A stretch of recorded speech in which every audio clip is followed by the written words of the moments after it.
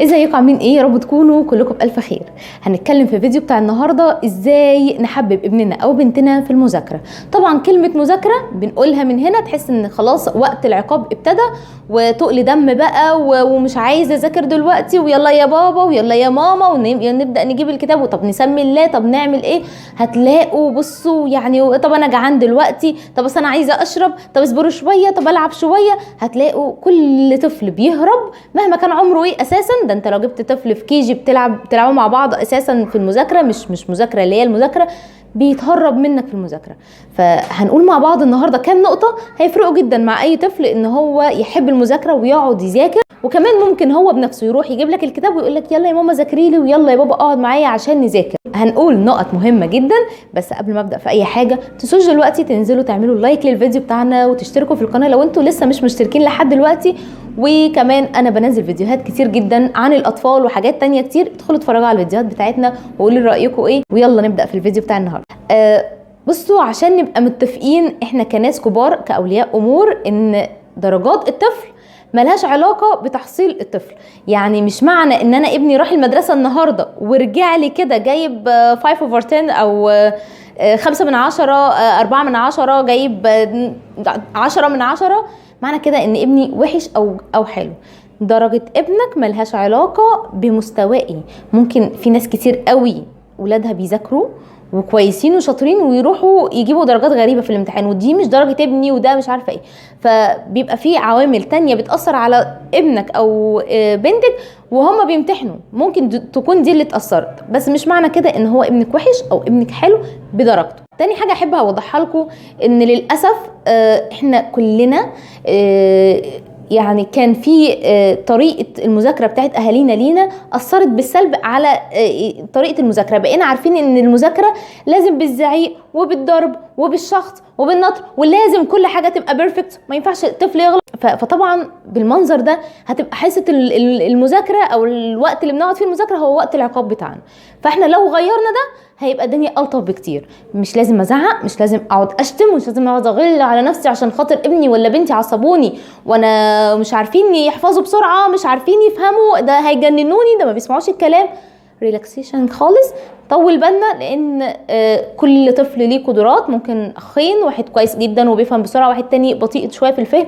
فما تعصبش ولا اخلي ان ابني يكره الوقت اللي هو بيقعد معايا فيه عشان يذاكر عشان انا بتعصب عليه. فياريت احنا نغير من طريقتنا احنا في مذاكره اولادنا عشان هم يغيروا في حبهم للمذاكره. تالت حاجه، بنت صاحبتي جابت درجه كذا وابني جاب درجه كذا، او بنت صاحبتي وصلت للدرس الفلاني وانا ابني لسه في الدرس الفلاني. ابعدي عن المقارنات. ابنك فين بالنسبه لاصحابه فين؟ كل واحد ليه مخه، وفي حاجه اسمها فروق فرديه، وفي تحصيل طفل عن طفل بيفرق. فبلاش تقارني ابنك بولاد صحابك، بولاد اخواته، بولاد عماته. افصلي ده تماما. والنقطه اللي بعديها شبيهه شويه ليها، ان كمان ملكيش دعوه الناس هيقولوا ايه على ابنك. ما تاخديش كومنت بتاع اي حد على ابنك ان هو كده وحش او حلو. في ناس كتير بتبقى متفزلكه كده وتيجي تحب تبين نفسها، فتسال ابننا احنا مثلا سؤال، يعني ايه يا حبيبي تعرف تكتب الف؟ ايه ده ما عرفش يكتب الف؟ معقول انت مقصره معاه كده ليه؟ لا لا لا، حاولي تشدي معاه شويه. بلاش كومنتات الناس دي تاثر عليكي في ان انت بعد ما الناس دي تمشي تجيبي ابنك كده من قفاه واقعد ذاكر، شوفي خليت الناس يتكلموا معايا. فكك جدا من الكلام ده، مش هيأثر غير ان انت بس هتطلعي زهقك على ابنك. نقطه رقم 5 ومن اهم النقط الفظيعه اللي بتفرق، بصوا فرق شاسع كده في حته المذاكره، ان لازم نستخدم اسلوب مكافئات. مفيش حاجه اسمها ان ابني ذاكر عشان هو لازم يذاكر ولازم ينجح. لا، هو يذاكر يتكافئ على مذاكرته، هو هيعرف ان هو كده لا عايز يذاكر تاني عشان يتكافئ.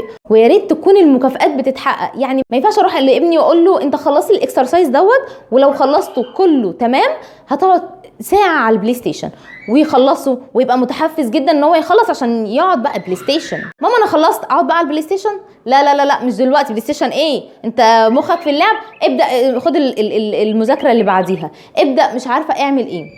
فبالتالي هو مش هيصدقني اساسا لو انا قلت له ذاكر وهعمل، حتى لو كنت هعمل بعد كده خلاص مفيش ثقه بيني وبينه.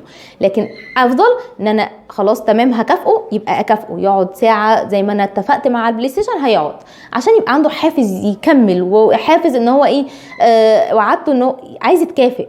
الاطفال بيحبوا قوي المكافئات، بيحبوا ان هم يعني يبقوا بيتقال لهم شاطرين برافو انت كده ليك حاجه كويسه عشان انت ذاكرت، وخصوصا لو المكافئات دي اتخصصت للمواد اللي هم ما بيحبوش يذاكروها، مواد تقيله حاسين ان هم ما بيحبوهاش، لا المكافئات دي انا خصصها للمواد دي بس، فالولد هيحب ان هم يذاكروا المواد دي عشان ينجزوا فيها وياخدوا المكافاه بتاعتهم.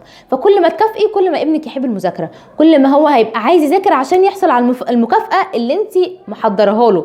وبقى غيري بقى اسلوب مكافئاتك، يعني يا اما المكافاه جايبها له لعبه او حاجه مثلا بيحبها حطها قدامه كحافز، او مثلا تعملي افكار تانية، تحطي مثلا كذا ورقه في برطمان ويختار الورقه. لو خلصنا المذاكره مثلا الفلانيه، انا في البرطمان دوت هتحط ايدك وتسحب ورقه، والورقه اللي هتطلع الحاجه اللي هتطلع دي انا هعملها لك. هيبقى بصوا مكافاه بنوع يشغل مخهم ان هو لعبه، يعني الاتنين في نفس التوقيت، فهيحبوا جدا الحوار ده وهيذاكروا. وخصوصا بقى لو هم اطفال كده بيحبوا جدا الحركات دي. ففكره ان انا ازعق ووقت المذاكره ده لا لعب ولا هزار ولا ضحك ولا خلاص وقت جد، وكمان ان انا بعسفه عشان خاطر مش عارفه مين يتكلم ولا عشان خاطر مين جاب مجموع اعلى منه، انسوا الكلام ده نهائي. الكلام ده كله احنا اتعلمناه غلط، فما نمشيش الغلط اللي احنا اتعلمنا بيه عشان ما نبنيش غلط على غلط. ودايما افتكروا كده ان المذاكره دمها اصلا تقيل، فحاولوا تخففوا الدنيا باسلوبكم انتوا. السلام عليكم.